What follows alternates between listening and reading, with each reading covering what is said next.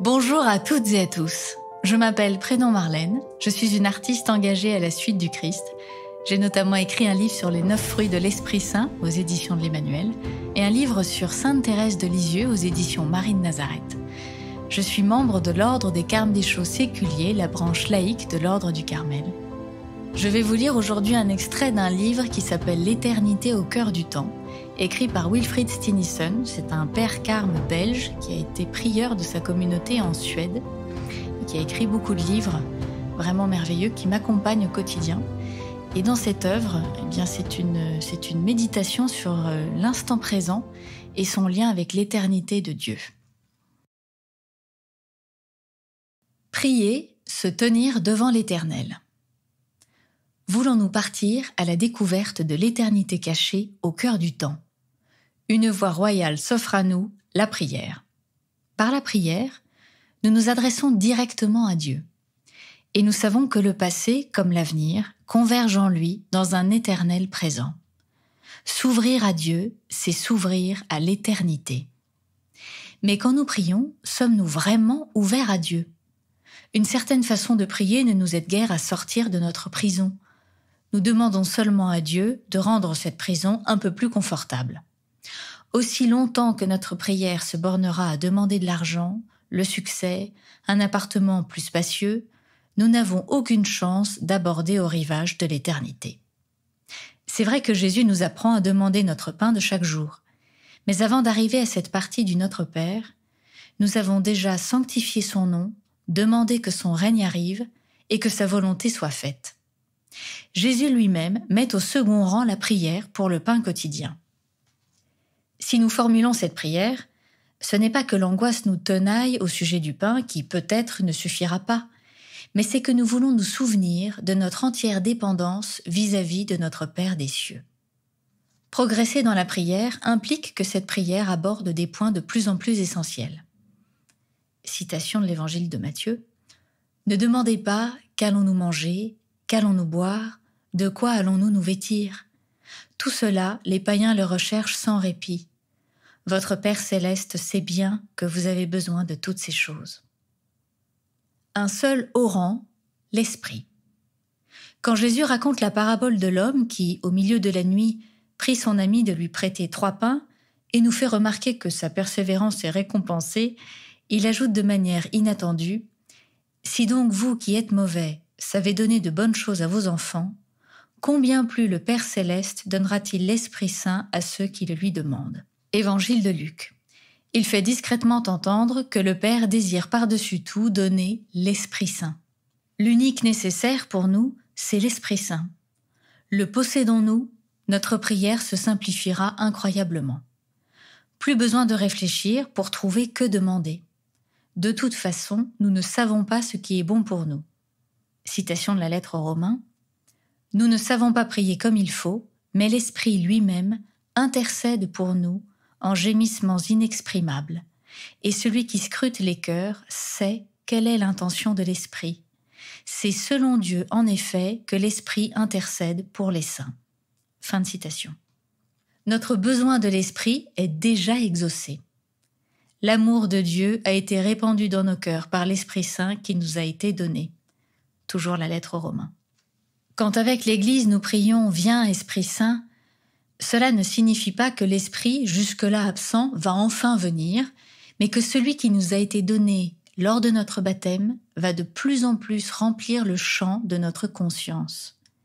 Nous voulons prendre conscience de sa présence. Nous voulons comprendre combien nous sommes riches. Demander l'Esprit Saint peut avoir les apparences d'une prière de demande, mais c'est en réalité une prière d'action de grâce. Nous apprenons à reconnaître le don qui nous a été fait. Dans cette reconnaissance, toutes les questions de demande trouvent leur réponse. Du fait même que l'Esprit nous est donné, le royaume de Dieu est rendu présent. Et l'Esprit est lui-même le courant d'amour jamais interrompu, but et sens de notre vie, avec tous les aléas de cette existence limitée par le temps. Plus profondément, nous voyons qu'il n'est qu'un seul haut rang, l'Esprit.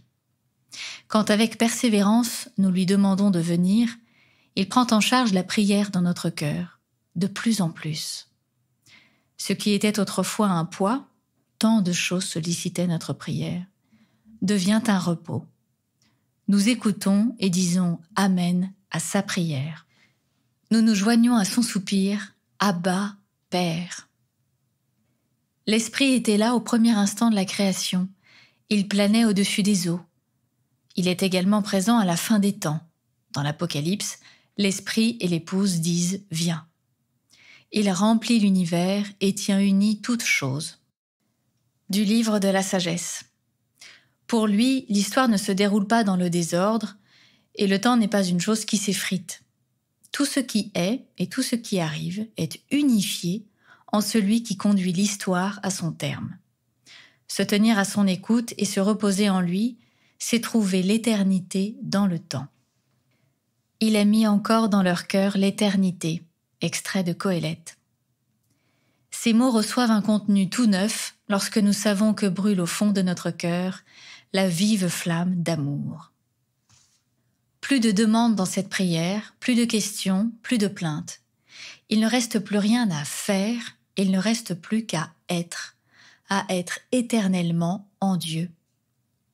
Prière contemplative. Avant de prier, notre expérience du réel consistait surtout à éprouver ses limites. Nous constations que tout passe, s'enfuit et nous échappe. Mais après avoir prié, nous voyons comment toutes les choses ont la capacité illimitée de nous manifester la gloire de Dieu. Remplis nous-mêmes d'éternité, nous découvrons la dimension éternelle de toutes choses. Que tout se bouleverse, j'y consens de grand cœur, Seigneur mon Dieu, pourvu que nous nous fixions en toi, écrit saint Jean de la Croix. Fixant en Dieu notre demeure par la prière, nous cessons de vivre dans le contingent, dans l'instable. Les choses continuent à aller et venir, mais nous n'y sommes plus impliqués. Nous nous trouvons à un niveau plus profond, en Dieu qui est la stabilité même. Dans la Bible, peu d'attributs de Dieu sont autant mis en valeur que la stabilité. Il demeure éternellement le même, il est immuable. La prière dont je parle ici est la prière contemplative. C'est la prière où l'on ne cherche pas à avoir ni à obtenir quelque chose de Dieu, mais où l'on se repose en lui. C'est la prière que saint Jean de la Croix veut enseigner à ses lecteurs. Il considère comme sa première tâche de conduire les hommes sur la voie de la contemplation. C'est une pitié, écrit-il, de voir tant d'âmes à qui Dieu donne l'aptitude et la grâce prévenante pour avancer dans la voie spirituelle, qui, si elles voulaient s'en donner la peine, arriveraient à ce sublime état d'union avec Dieu, n'entretenir cependant avec lui que des relations vulgaires. De fait, il y a des âmes qui, au lieu d'aider à l'œuvre de Dieu en s'abandonnant à lui, entravent son opération par leur indiscrète opération personnelle et par leur résistance. Elles ressemblent à ces enfants qui, lorsque leur mère veut les porter dans ses bras, agitent leurs petits pieds, pleurent et font effort pour marcher eux-mêmes. Ainsi, dès le début de la montée du Carmel, saint Jean de la Croix nous montre de quelle manière se fera la montée. Pour me laisser conduire jusqu'au sommet de la montagne, je dois m'abandonner comme un petit enfant et me reposer sur le sein qui me porte. Dans une certaine mesure, toute prière tend vers la contemplation, puisque la fin ultime de tout notre effort et de tout notre désir est de voir Dieu et de l'adorer. Mais cela ne signifie pas que la prière contemplative est la seule bonne prière. La bonne prière, pour nous, est celle qui convient à notre besoin du moment. Priez comme vous pouvez et n'essayez pas de prier comme vous ne pouvez pas, écrit Don Chapman à un correspondant. Chacun a le droit d'être totalement lui-même devant Dieu, et toute autre attitude est infructueuse, puisque Dieu, de toute façon, nous voit comme nous sommes. Nous prions à partir de la situation où nous nous trouvons. Si nous sommes malades, il est normal, en un premier temps, de demander la santé. L'Évangile nous montre que Dieu prend cette prière au sérieux. Il écoute vraiment. Mais si ensuite cette prière n'est pas exaucée comme nous l'avions espéré, il peut nous venir à l'esprit que la santé n'est pas une chose absolument indispensable. Il y a des quantités de choses dont nous croyons avoir besoin pour être heureux ou pour travailler au royaume de Dieu. En ne nous satisfaisant pas toujours tous nos souhaits, Dieu donne à nos pensées de nouvelles orientations. Il nous fait comprendre ce qui est essentiel et nous libère ainsi de pesants fardeaux. Peu à peu, il nous permet d'entrevoir notre vrai besoin, c'est-à-dire le besoin qu'on a de lui. Et si nous suivons fidèlement la direction qu'il nous donne, nous commençons à comprendre que ce besoin fondamental est en fait satisfait depuis longtemps. Dieu s'est déjà donné à nous. Dans l'Eucharistie, son don total de lui-même est une réalité visible, saisissable, qu'on peut toucher et même manger. Notre prière devient alors plus calme, plus unifiée. Elle n'est plus à la merci des changements de l'instant, mais ses racines sont dans l'éternité, dans l'éternel. Jadis, nous demandions beaucoup de choses. Maintenant, en accord avec le psalmiste, nous chantons « Une chose qu'au Seigneur je demande, la chose que je cherche, c'est d'habiter la maison du Seigneur tous les jours de ma vie, de savourer la douceur du Seigneur, de rechercher son palais. » Psaume 27. Jadis, nous prions dans l'agitation et quelquefois l'angoisse. Nous n'étions pas sûrs de Dieu, pas tout à fait convaincus qu'il nous donnerait ce dont nous avions besoin. Maintenant, nous savons qu'il peut et veut nous donner le meilleur, et que ce meilleur, nous l'avons déjà reçu au fond de nous-mêmes. Il n'y a rien à demander, puisque tout nous est déjà donné. Nous avons laissé là tous les buts partiels, et nous reposons maintenant dans le but ultime qui est déjà atteint. Cette prière est à la fois adoration, action de grâce et louange. Adoration, car nous laissons Dieu être Dieu. Il peut décider, il peut faire ce qu'il veut comme il le veut. Action de grâce, parce que nous approuvons et ratifions d'avance ce que Dieu fait et ce qu'il est. Nous l'accueillons dans une ouverture totale. Louange, parce que nous ne pouvons faire à Dieu de plus grand hommage qu'en lui offrant une confiance sans réserve. Notre prière est devenue semblable à celle qui sera notre occupation incessante lorsque sera passé ce temps où nous vivons maintenant. N'y a-t-il pas en toi plus que tu ne crois ? Encore une fois, nul n'est tenu de s'adonner à la prière contemplative avant d'être mûr pour cela. La question est seulement de savoir si tu n'es pas fait pour un niveau plus élevé que tu ne crois. Il y a peut-être plus en toi que tu ne crois. L'Esprit Saint prie au plus profond de toi-même, alors que tu ne penses pas être aussi avancé sur le chemin. Oseras-tu prêter l'oreille à ces gémissements sans parole ? Il est sûr que tous ne sont pas appelés au même degré de contemplation. Certains ont une nature plus active, plus extravertie et sont incapables d'être longtemps silencieux et immobiles. Pourtant, nombreux sont ceux à qui il suffirait d'être un peu accompagnés, peut-être aussi d'avoir un peu de courage, pour découvrir une prière plus simple, plus satisfaisante, qui les conduirait plus près de Dieu, mieux que ne le faisait leur ancienne manière de prier. Nous sommes comme des oisillons craintifs devant le premier envol, mais qui, une fois qu'ils ont déployé leurs ailes, se sentent dans leur élément propre. Nous sentons que nous sommes faits pour cela. N'y aura-t-il donc personne qui, ne serait-ce qu'un instant, souhaiterait de temps à autre prendre de la distance par rapport à l'activisme et au bruit de notre temps pour se reposer dans quelque chose d'éternel, d'inébranlable et sûr, quelque chose qui donne un sens à toutes ses occupations. Dans cette prière toute simple, contemplative, nous prenons au sérieux la prière du Saint-Esprit. Nous savons qu'une prière trinitaire n'a cessé de monter du centre de l'âme, dès l'instant où notre baptême nous a insérés dans la vie trinitaire. Cette prière est infiniment plus profonde, plus véridique que celle que nous pourrions produire. Il ne s'agit plus maintenant de faire notre prière, mais bien plutôt de la laisser faire. L'Esprit vient en aide à notre faiblesse, de la lettre aux Romains. Pourquoi refuserions-nous cette aide ? La seule chose que nous ayons à faire est de chercher le silence, extérieur et intérieur, afin d'être en mesure de percevoir le cri sans parole de l'Esprit. Nous ne pouvons entendre son gémissement si nous-mêmes faisons tant de vacarme. Arrêtez, connaissez que je suis Dieu. Psaume 46.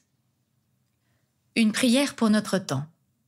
Une caractéristique de cette prière toute simple est qu'elle ne fatigue pas.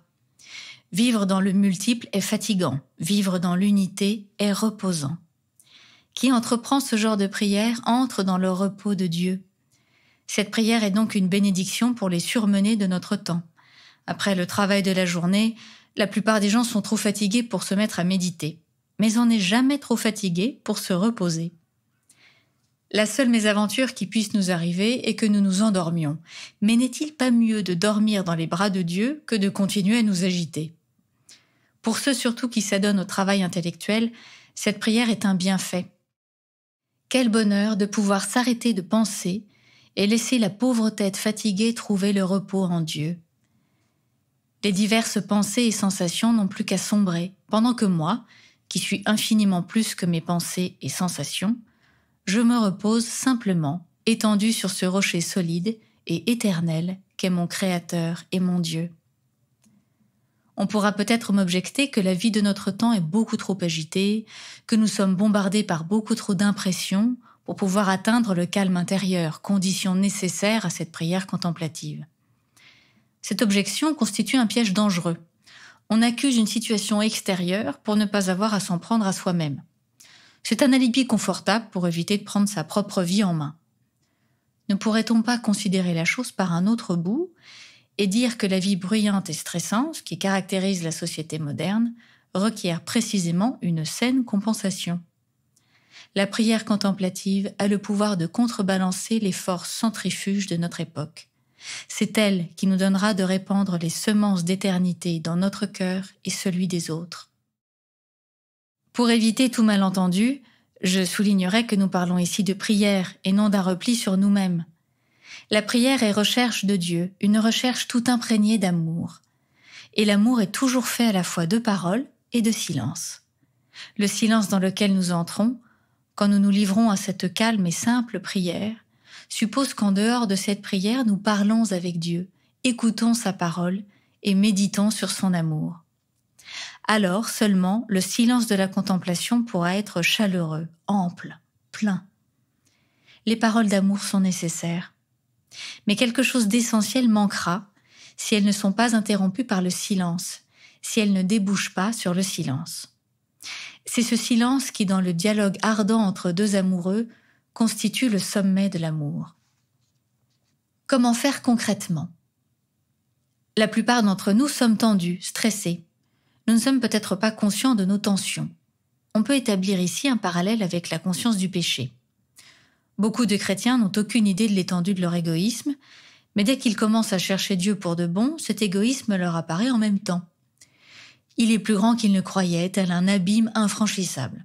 C'est la même chose pour nos tensions. Lorsque nous nous mettons à les travailler, nous comprenons aussi à quelle profondeur elles se trouvent et à quel point elles sont opiniâtres. Pourquoi est-il si important d'essayer d'y remédier ? Si l'on regarde en profondeur, on s'aperçoit que la tension est un manque existentiel d'ouverture. « Ouvre-toi », dit Jésus dans Saint Marc. De même que le sang a besoin de couler librement et sans obstacle dans nos artères et nos veines, de même que l'air a besoin de remplir nos poumons afin de pourvoir en oxygène le corps tout entier, de même la vie divine qui réside au centre de l'âme veut emplir tout notre être et animer toutes nos énergies. Si nous sommes tendus, ce ne sont pas seulement la circulation du sang et la respiration qui seront gênées, nous aurons aussi plus de difficultés pour accueillir l'amour de Dieu. L'être humain est un tout. Son aspect physique exprime sa personnalité. La tension est généralement signe d'un manque d'abandon. Nous n'avons peut-être pas accepté entièrement d'anciennes expériences douloureuses et les avons refoulées. Nous n'avons pas encore dit oui au réel, à la vie, à Dieu. Ou bien encore, nous voulons à tout prix faire aboutir nos plans, sans tenir compte du temps nécessaire et de nos forces. L'abandon ouvre ce qui était fermé. Nous faire dire oui au lieu de non. Ce que le psychologue nomme acceptation, le chrétien l'appelle abandon. Nous ne nous contentons pas d'accepter le réel, nous l'abandonnons à quelqu'un d'autre, Dieu et son amour. Il y a une prière d'abandon qui engage tout l'être. Elle devient extrêmement concrète lorsqu'elle permet au corps d'accompagner la prière. Le corps peut prier à sa manière, en relâchant systématiquement ses tensions. Par là, il peut dire oui à Dieu, lui aussi. Tout en répétant de temps en temps « Père, je m'abandonne à toi », parcours ton corps de bas en haut ou de haut en bas et lâche prise. Tes yeux disent « Oui, Père », puis tes joues, ta bouche, ton cou et tes épaules. Tu t'ouvres de plus en plus à la paix de Dieu qui maintenant ne s'écoule plus seulement dans l'âme, mais aussi dans le corps. Au bout d'un moment, tu sens peut-être que tu t'apaises et que tu ne désires plus que te reposer en Dieu. Alors tu le fais, mais les distractions reviennent et il peut être bon de recommencer par l'entremise de ton corps à t'ouvrir à la paix de Dieu. L'avantage de cette prière est que tu deviens moins sujet aux distractions, ce grand piège de la prière contemplative. La contemplation peut facilement verser dans la somnolence. Applique alors ce conseil concret. Parcours ton corps et abandonne-toi à Dieu en chacune de ses parties. Alors voilà, j'ai fini de lire l'extrait. Moi, c'est un extrait qui me parle beaucoup. Cette prière d'abandon, elle est magnifique. Elle est à la fois simple, accessible et en même temps, c'est un chemin d'union à Dieu. Et moi, c'est ce qui m'anime puisque au Carmel, on est vraiment mu par cette prière d'oraison, ce cœur à cœur dans le silence contemplatif.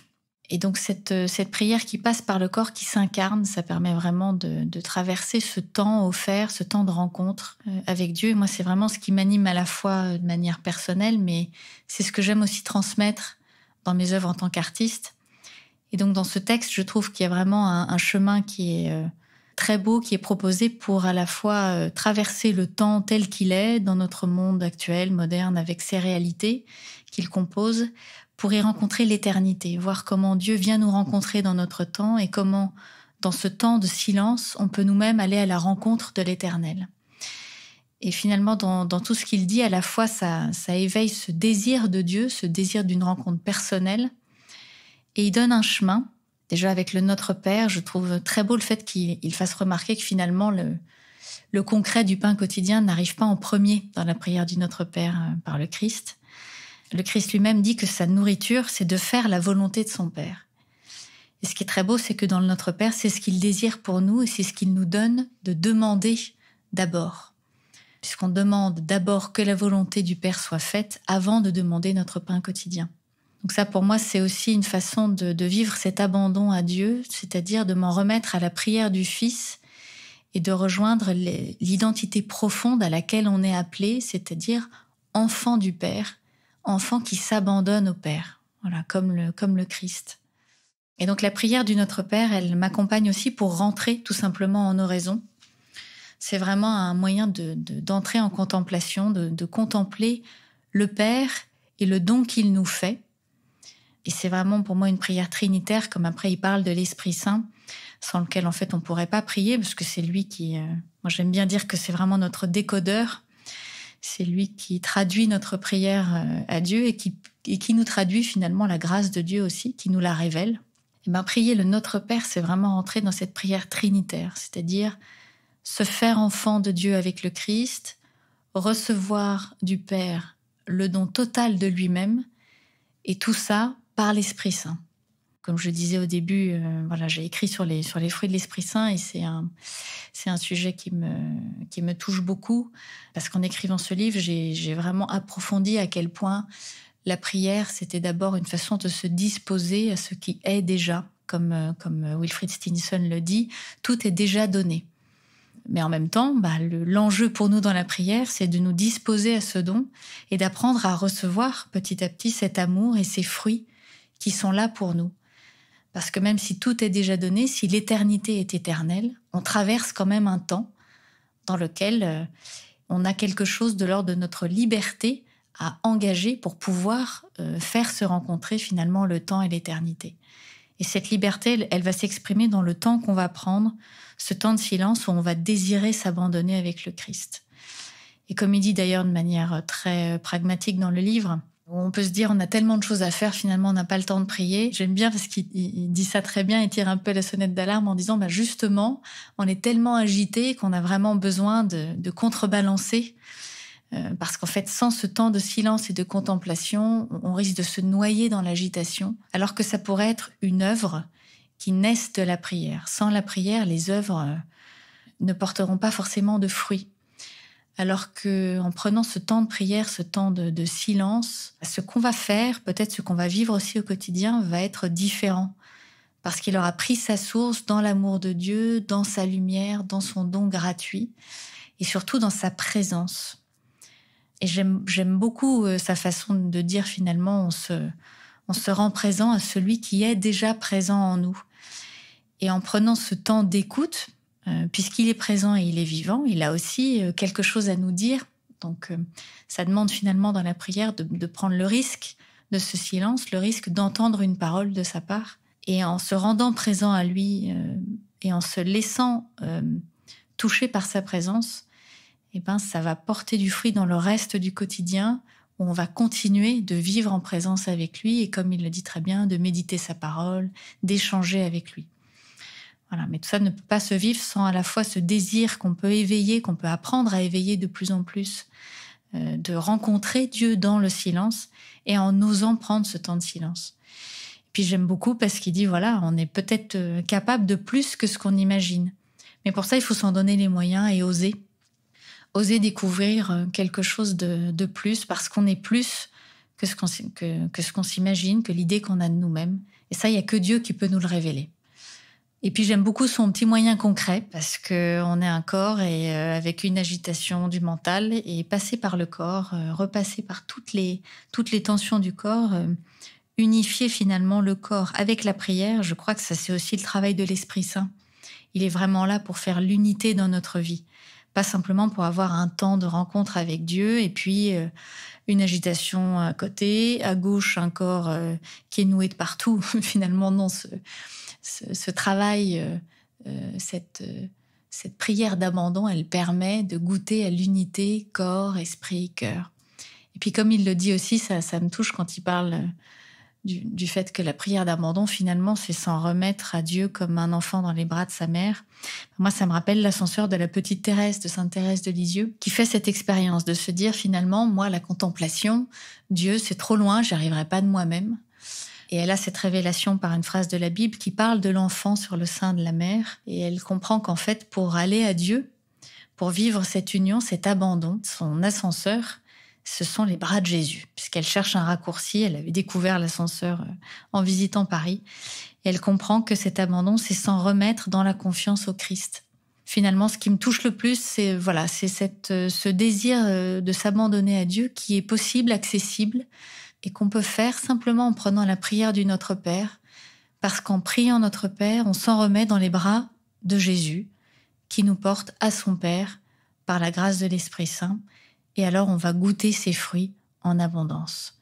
Et je pense qu'on peut prendre à la fois ces temps de prière au quotidien, profiter d'une retraite, profiter du carême, pour grandir dans cette prière, pour se donner les moyens, pour oser aller à la rencontre de Dieu par cette prière du Notre Père et un temps de silence qui suit. Voilà. Et puis, je vous invite évidemment à lire le livre en entier, L'éternité au cœur du temps de Wilfrid Stinnison. C'est une vraie pépite. Merci à tous, soyez bénis, et je vous propose de finir avec un Notre Père. Notre Père qui es aux cieux, que ton nom soit sanctifié, que ton règne vienne, que ta volonté soit faite sur la terre comme au ciel. Donne-nous aujourd'hui notre pain de ce jour. Pardonne-nous nos offenses, comme nous pardonnons aussi à ceux qui nous ont offensés. Et ne nous laisse pas entrer en tentation, mais délivre-nous du mal, car c'est à toi qu'appartiennent le règne, la puissance et la gloire, pour les siècles des siècles. Amen.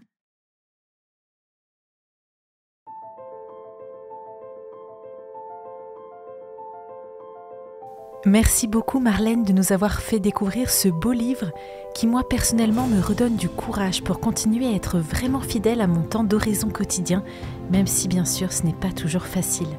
Alors pour ceux qui ne me connaissent pas, je suis Jeanne, j'ai créé une application de méditation chrétienne qui s'appelle Méditatio. Et vous trouverez sur Méditatio de nombreux programmes de prière silencieuse et en particulier un super programme de 7 jours pour apprendre à faire oraison. Alors n'hésitez pas, téléchargez maintenant l'application Méditatio, retrouvez le lien dans la description de ce podcast. Et je vous souhaite maintenant une belle journée et je vous dis à bientôt pour un nouvel épisode de Lecture spirituelle.